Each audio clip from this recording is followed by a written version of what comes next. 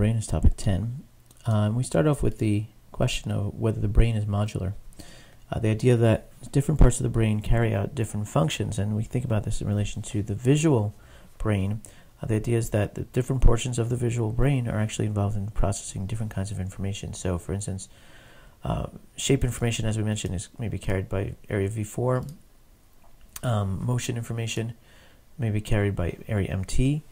Faces, as we will see, seem to be largely involving the portion of the brain called the fusiform gyrus, which is in the inferior temporal.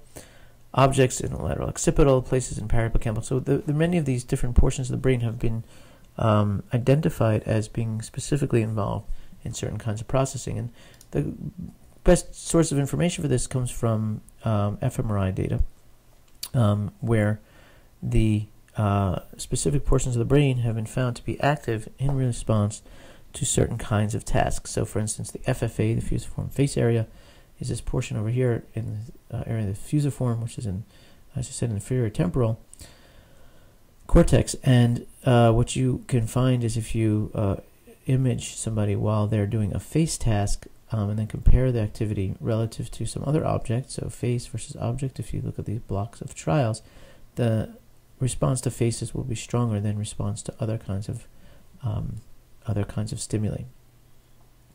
And this brings to the idea of agnosias, the idea that specific parts of the brain maybe subserve specific functions, and that sometimes you can see these highly specific kinds of deficits. And we watched a video of these three different kinds of agnosias. So semantic agnosias, difficulty recognizing objects, prosopagnosia, faces, achinatosia, which is emotion, and other types of agnosias have been discovered. And these are very considered to be arguments for the idea that their brain has this kind of specialization or localization, that portions of the brain are involved in one kind of processing, and you can have damage to that part of the brain and other parts of processing and visual processing be preserved. There's perceptual evidence for specialization, and in particular in relation to faces, there's the idea that faces may be special and subserved by a specific portion of the brain, and does processing for faces that kind of processing that's not done for other kinds of stimuli. So we discussed inversion effects. It can be hard to identify somebody. This was originally meant to be upside down, but it's hard to identify a familiar face when that face is upside down, and that's true of faces. It's not as true for other classes of objects. If we look at this, these are called Thatcherized faces. It's in this case, this face on the right is has been Thatcherized so that its features have been inverted, its eyes and mouth, but it's not as easy to see as when you put it upright. And the idea again is that specifically upright faces, are a special class of stimulus that our brain processes differently from other kinds of stimuli. And in particular, the idea is that you are sensitive in faces to these kinds of relational properties, that if something looks like it's in the wrong relation to something else, then you're very sensitive to that. Mooney faces are these faces made up of just binary information, so just black and white.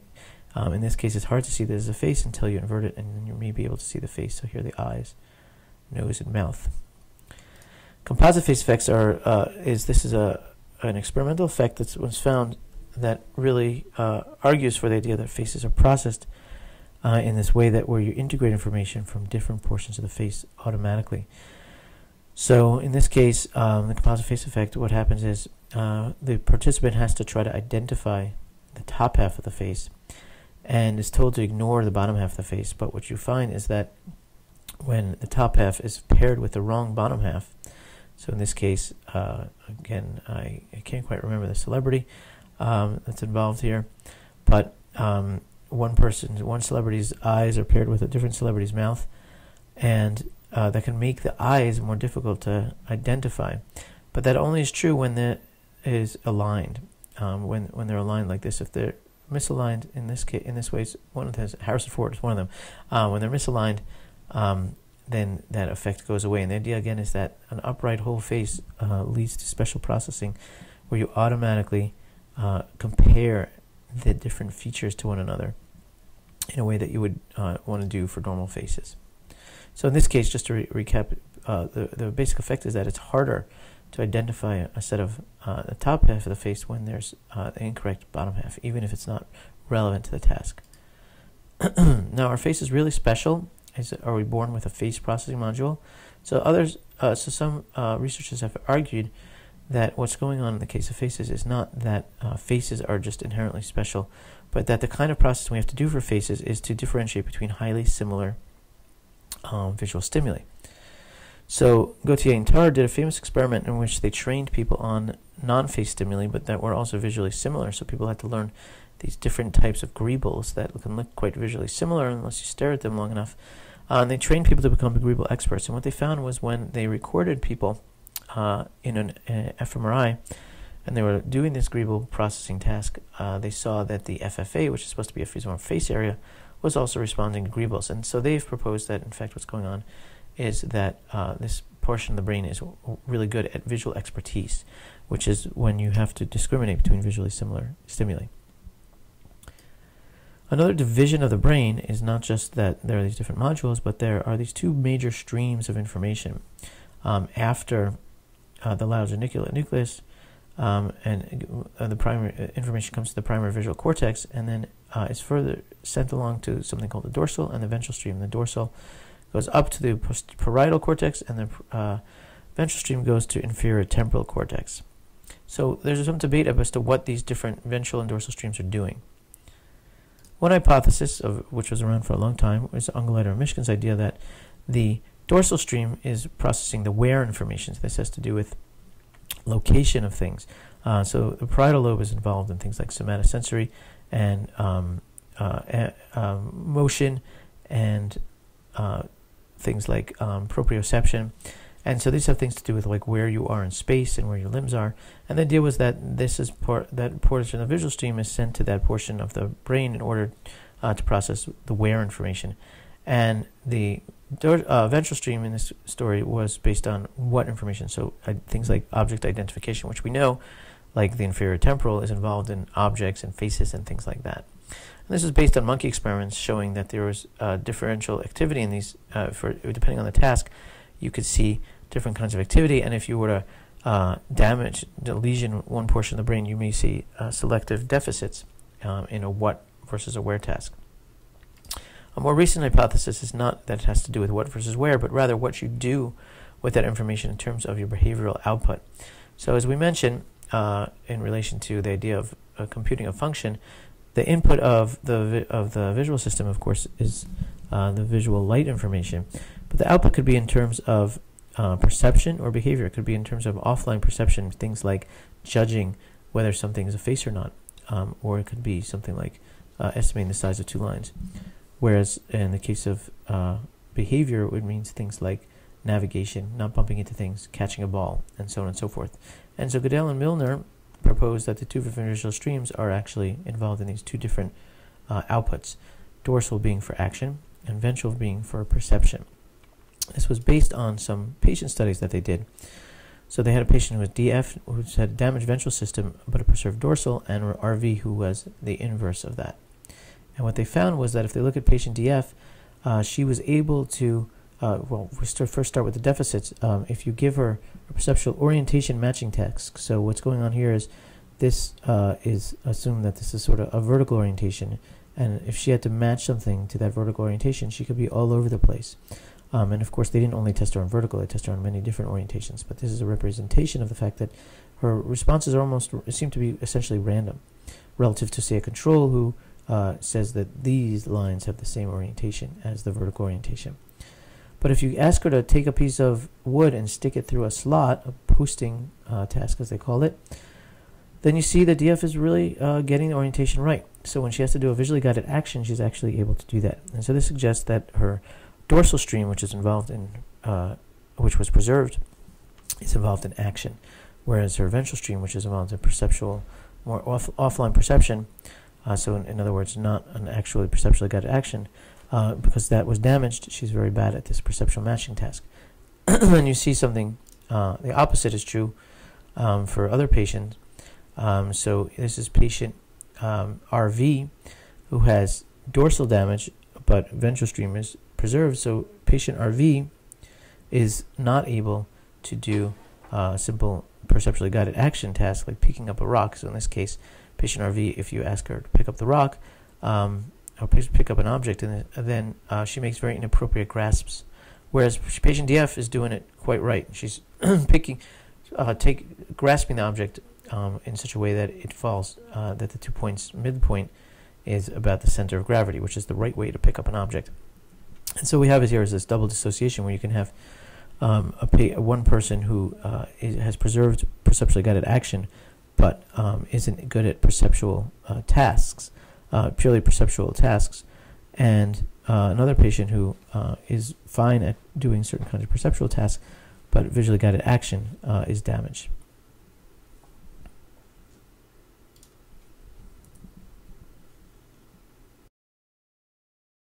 The visual brain behind somewhat and move to the topic of perceptual organization, and this is going to be more directly involved in behavioral responses and less having to do with the neurophysiology.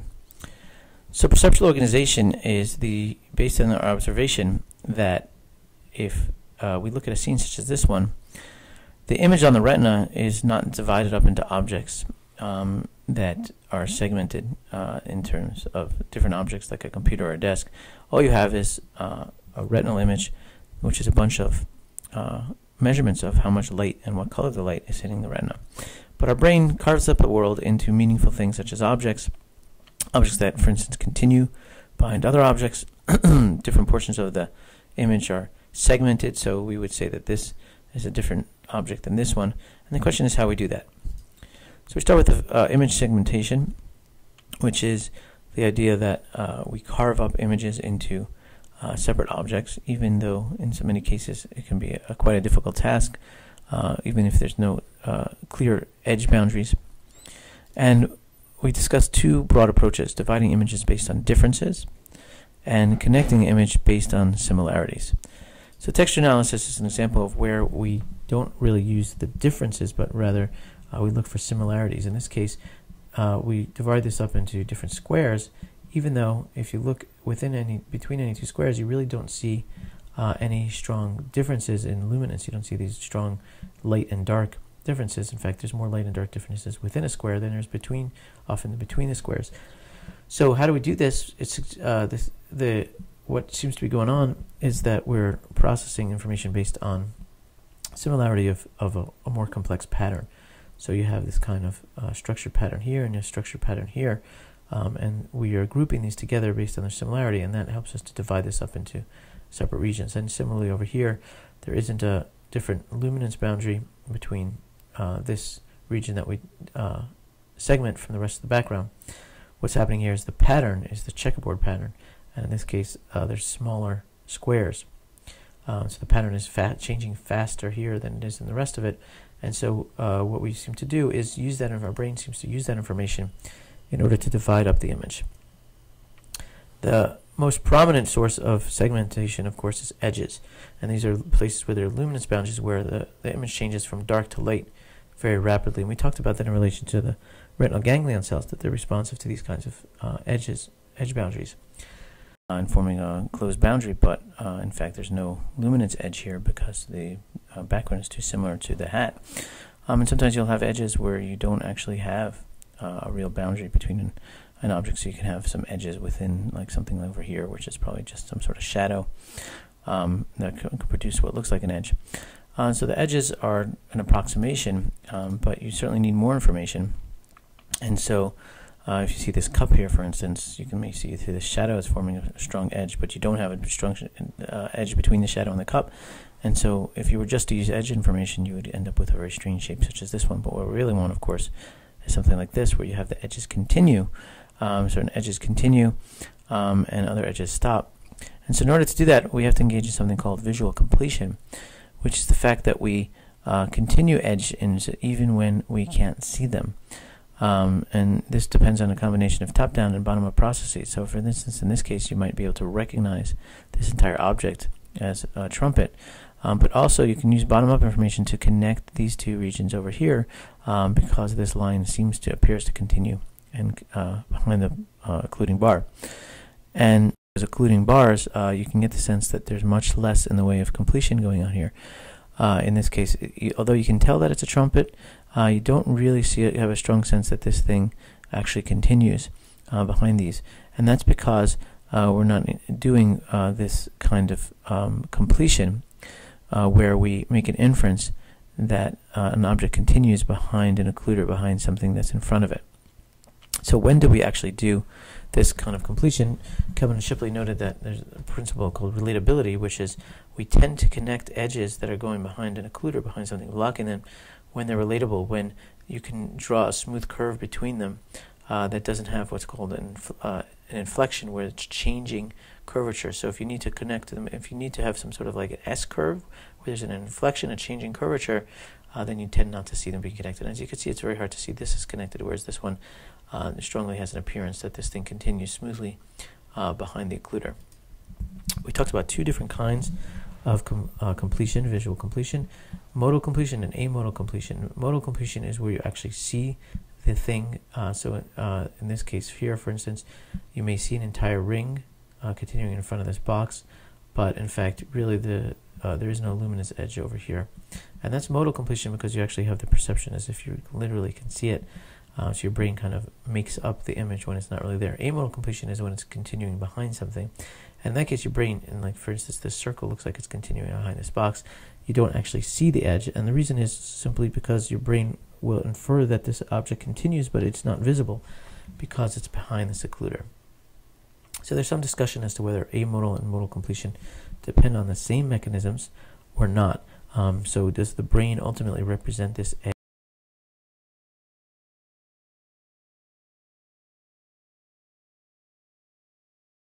Illusory contours a bit.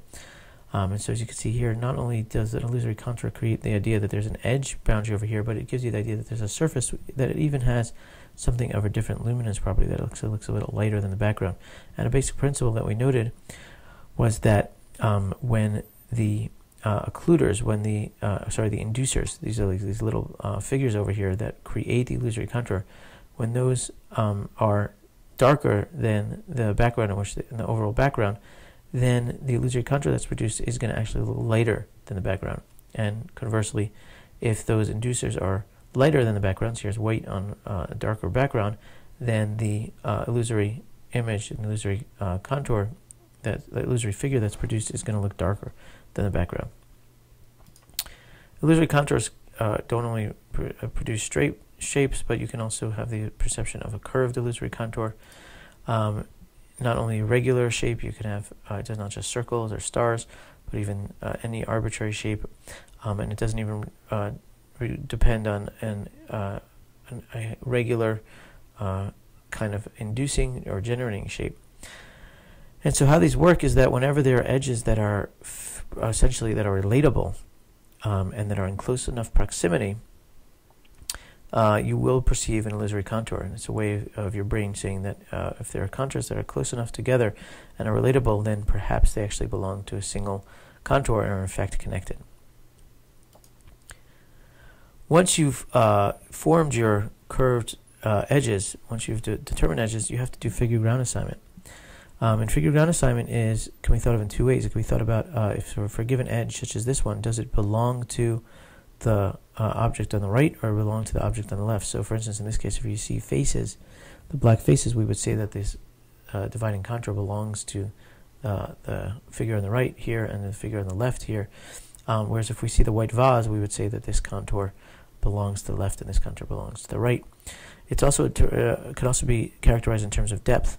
If you perceive this as a white object, then you're going to see the white in front of the black, a black background. If you see these as two black faces, you're going to see that the black is closer in depth than the white, which is the background.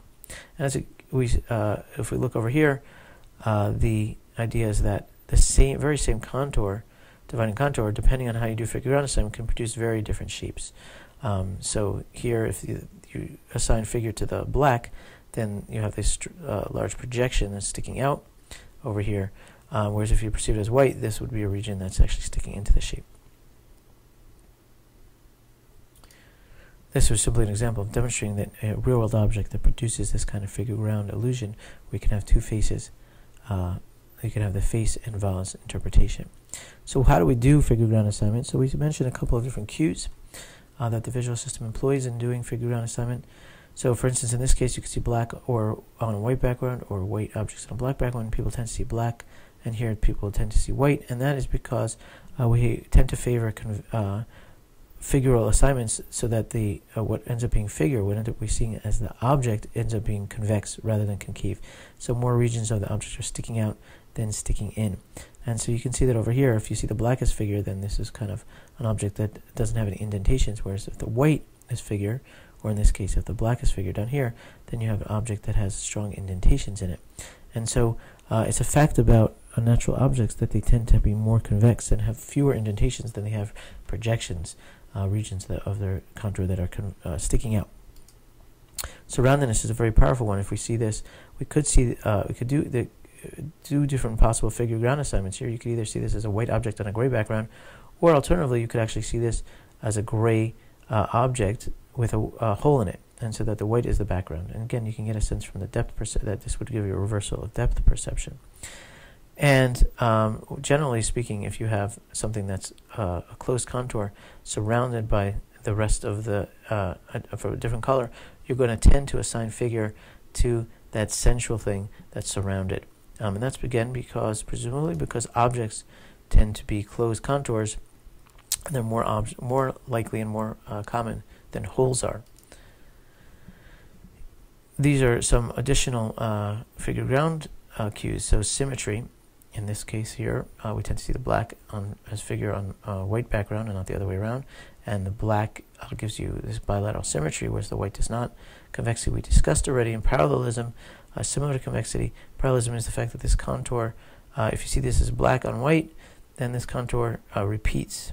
Whereas if you see it on white on black, you have one contour and then a very different contour right next to it in the same object.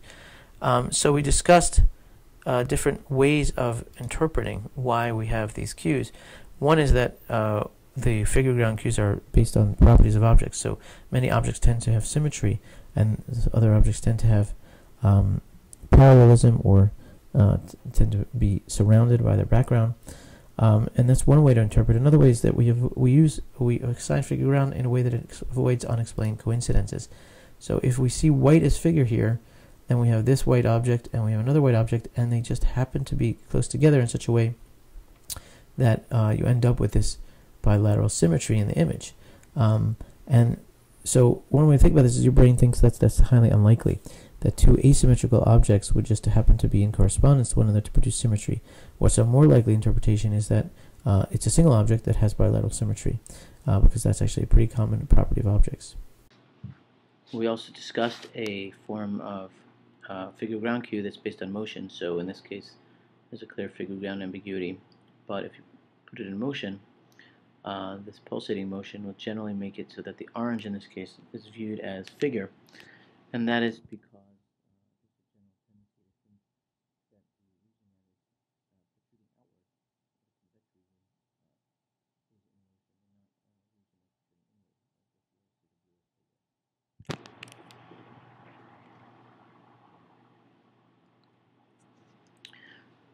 next, we talked about the concept of perceptual grouping. So before we talked about segmentation, now which is how you divide an image into separate objects. And grouping is a tendency to group together different regions of an image into coherent objects. So, for instance, the fact that we see this desk continue behind the chair is viewed as grouping this region of the image and this region of the image. So how do we go ahead and do that? So we talked about several Gestalt principles. These are rules for connecting image regions into a single object, and like figure ground, it's based on a best guess technique. So we discussed the law of similarity. So for instance, these circles would tend to be grouped because their shape is similar. These circles here would tend to be grouped because their color is similar.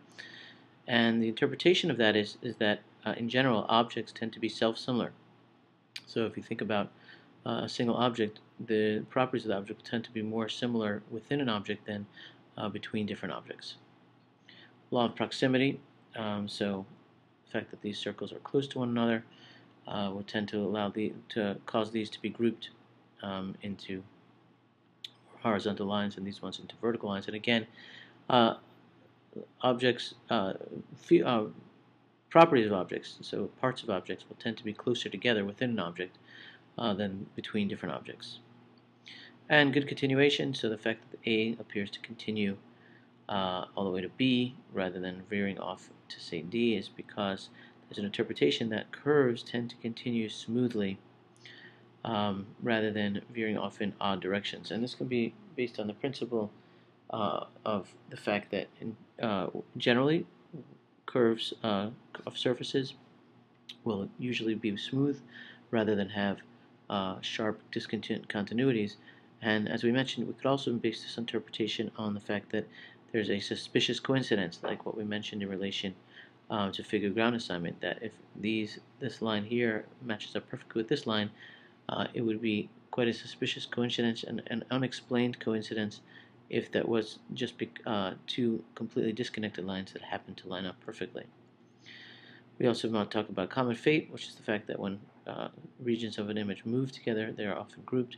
And again, that's because when objects move, they tend to move coherently, and the fact that these are moving coherently is a clue to your visual system that they are, in fact, belong to a single object. Now we talked about top-down grouping, so the fact that you know from beforehand that this is a Dalmatian will cause you to group different regions of this image that aren't close together and don't follow any of the Gestalt principles, but based on your previous knowledge, you know that these belong together because they're part of the body of the dog, whereas this region and this region over here do not because those are separate and not part of the same object. And so top-down characteristics can also play a role in grouping. Noted in the beginning of the semester is the actual distance an object is from a viewer is inherently ambiguous. And so if you're trying to figure out the distance at which light is coming, there's no direct way to do that. Depth can be measured between objects, which we call relative depth, or between viewer and object, which is absolute depth. So you can tell when something is further away from you than something else would be relative depth, and absolute depth would be actually the ability to tell how far away that object is. And we wouldn't refer to that in terms of feet or inches, although one can kind of try to estimate that. But what we think of when we think of absolute depth, usually it's in relation to some sort of action. So it would be how far would it be in terms of reaching towards it or walking towards an object.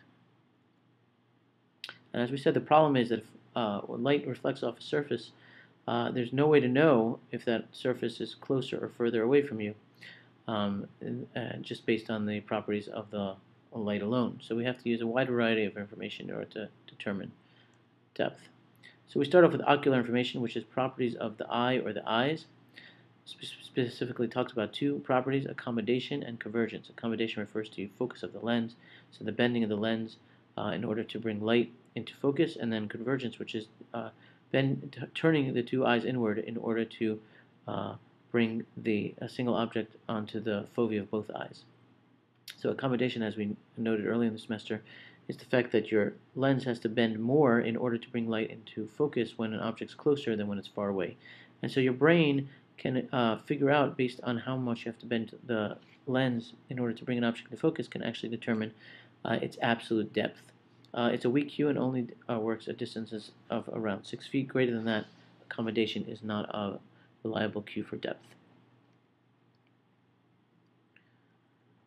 And we did a little demonstration in class. You can tell that if you close one eye and just focus on a finger and then focus on something further away, that thing will come in and your finger will come in and out of focus based on how much you're bending your lens. A related concept is depth of field. Depth of field is the regions in an image that are in focus and where the rest of the image is out of focus. And if you look at something close up, only those regions that you're properly accommodating will be in focus and other regions will not. And this is a clue that a certain region is, the objects are close together and in the same depth plane, a similar distance away from you. So all of these mushrooms, for instance, are perceived as being close in depth to one another, while these that are out of focus are perceived as being not close in depth.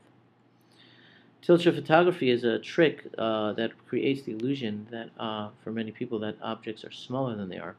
And the way it works is it produces the an artificial blurring on the boundaries, and this has the effect of creating a depth of plane effect. So it looks as if this table is very close to these chairs and these other sections over here, because they're all in the same. They're all similarly in focus, and only when you are close to an object do you get this very dramatic change in depth of field over a certain distance. So the fact that these look like they're all in the same depth of field tells your brain that these are in fact very close together, so in physical space. And if they're very close together and the image that they're producing is small, your brain interprets that as these are actually miniatures. And this was just another example of tilt-shift photography. This can look to many people like a miniature. Convergence is the fact that your brain can use the fact that when you have to, when you want to fixate on a certain object, you can bring that object onto the fovea of both eyes where there's high resolution. And the closer an object is, the more your eyes have to be turned in. And therefore your brain can get absolute depth in order to, by simply noting how much your eyes have to be turned in order to get that object onto both foveas. And this is effective at a distance of around 30 feet, so medium range. Motion parallax is the fact that when you are in motion or objects are in motion, things that are closer to you are going to move faster across your retina than things that are further away, just like these buildings that are close are moving faster than the buildings that are farther away, and your brain can again use that as a clue as to how distant things are. Pictorial cues to depth are those that don't rely on motion and don't rely on any positions of your eyes, but these are present in two-dimensional images. And these can provide relative, in general provide relative, not absolute depth, but they can provide depth information from very far distance, arbitrarily long distance away. One pictorial cue to depth is occlusion. When one object appears to be blocking another, we generally assume that that is closer in depth. When parallel lines are converging, we assume that that is because they are extending away from us in depth because of perspective projection. When the shadows of an object are farther away from the actual surface of the object, that is interpreted as the fact that the object is further away from the surface onto which it's casting shadows. A position relative to the horizon on the surface, the closer that a region is in an image to the horizon, and the horizon is basically assumed to be in the line of sight, the direct straight line of sight of the observer, the closer objects are to that, the further away they are in depth. So these clouds would be further away than these clouds because they're close to this horizon, and these flowers, the red flowers, will be further away in depth than these yellow flowers because they are closer to the horizon. And that has to do with the angle of the surface relative to the observer.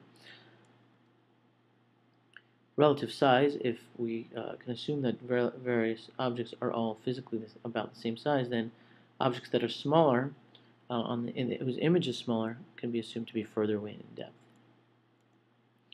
And familiar size, if we know the size of an object, so assuming that this is a dog, in this case, if we know what the size of a dog is, then you can use that to figure out the distance that's away, and then you can use that for unfamiliar objects as well. So since this is a dog, we can interpret this as being very far away, and then since this appears to be in a similar depth to this dog, we can interpret this as being a very large object. Whereas in this case, without that, we do not have any information about the actual size or distance of that object. And the final cue that we discussed was stereopsis. And this is related to the idea that humans have their two eyes in the front of their head, while other species have it on the side of their head. And as we noted earlier in the semester, having your two eyes in the front of your head provides improved depth perception. And the reason is because of stereopsis. So stereopsis is based on the fact that you have two eyes that both see the same world, but from two different perspectives. And we did a little in-class demo where if you hold your two fingers in front of your face and line them up, then if you sequentially close and open your two eyes, you will see that the relative position of those two fingers will change depending on which eye you're looking at it. And so the world looks different from the two different eyes. And your brain can actually use this based on this thing called disparity, which is the difference in the image that any object is producing, the difference in position on the two retinas. And as we noted, the farther an object is from the point of convergence, the more disparity. So that's what this image it was showing. If these two eyes are both looking at point P, so that's the point of convergence, so that's falling on the fovea of the two eyes, then an object that's either closer to the observer is going to fall to the left of P on one eye and to the right of P in the other. And that's what we call disparity. It's falling on the left side of one eye and the right side of the other eye, so we call that a disparity. It's in two different locations in the eye. And as you get closer and closer in that case, and further away from the point of convergence where the eyes are actually looking, you're going to get greater and greater disparity. And similarly, as something gets further and further away from the point where you're looking, you're going to get greater and greater disparity in the opposite direction. So here F is going to fall to the right of this eye and to the left of this eye, and as you get further out, it'll get even more to the right of this eye and even more to the left of this eye. And so your brain can then use a combination of the fact that it's able to use convergence to figure out where in-depth point P is, and then can use the relative disparity in order to figure out where these other objects are in depth. And this is how 3D movies work. They produce artificial disparity or apparent disparity. What happens in this case is there's a film from two different perspectives, and the left perspective will be shown, say, in blue, and the right perspective will be shown in red, and then by wearing glasses that filter out one or the of these images, each eye will have this image of the hand on a different location. In other words, disparity. And so your brain doesn't interpret that as two different objects. Instead, it interprets it as a single object that's falling on two different locations together.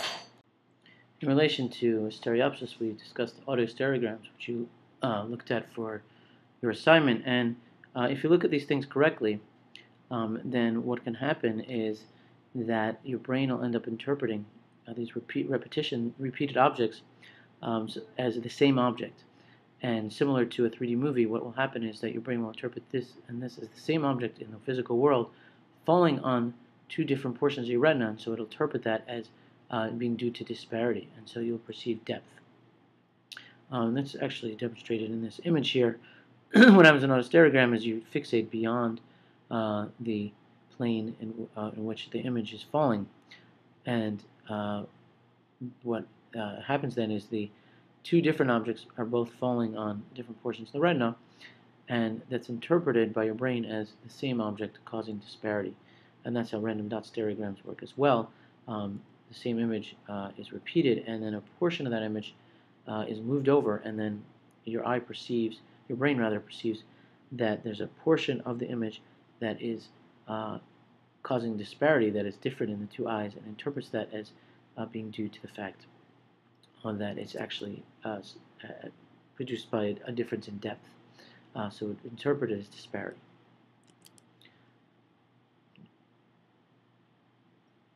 Finally, we talked about the development of depth perception. So Eleanor Gibson generated some famous experiments using something called the artificial cliff, which is a piece of glass put on the edge of a table, and observed when infants would avoid going over the edge, in other words, where they seemed to have the ability to perceive that there was depth and therefore that they could fall, and noted that, that babies start to seem to perceive depth around the time that they're able to crawl. And so this could be because these happen to come online at the same time, the crawling ability and depth perception. But another interpretation is that, similar to what we discussed in the beginning of class, is that the perception of depth is inherently tied to some sort of behavior relative to the objects in the image. And until the baby's able to crawl and be mobile, depth wouldn't really have any meaning to that baby. We also discussed some deficits that can lead to problems of depth perception. So strabismus is the drifting of an eye. It could be drifting outward, which is extropia, or drifting inward, or isotropia. This is where the person cannot successfully control the eyes. And as we noted, a very important component in depth is that you have to be able to bring a single location that you're looking at, some object in the image, or point in the image, onto the foveas of both eyes. Due to a neurological muscle problem, sometimes the eyes cannot be controlled so that you're not able to successfully bring the desired point in the image onto the foveas of both eyes. So this can sometimes be corrected with surgery. However, if it's not corrected, this can often lead to amblyopia, which is poor vision in one eye that is structurally normal. So amblyopia is actually a visual deficit. It's not a muscular deficit. It's not that when you can't bring the eyes into focus, but it often occurs when you can't converge the eyes properly. And amblyopia is the suppression of one of the images of the eye, where the brain simply doesn't fully process the information from that eye that that can happen because it's not under good control. So what will often be done is once the strabismic eye, the one that can't be well controlled, surgery is performed and it's fixed, then you have to patch the good eye so that the brain then beefs up its representation of the lazy eye. However, if it is not corrected early on, sometimes as early as 6 months, there's a critical window, and after that time period, even if the strabismus is corrected, the development of stereodepth will never fully recover. And so people who do not correct strabismic eye by after 1 or 1.5 will often not really ever develop full stereo depth because they develop amblyopia, and therefore you don't have the interpretation of both eyes. They're not able to converge and get that very important fixation on the fovea, and then stereo depth and disparity all depend on bringing those two eyes into some sort of convergence, so that you can then compare the relative distance and disparity of other features of the physical world. So if this is not corrected, full stereo depth perception will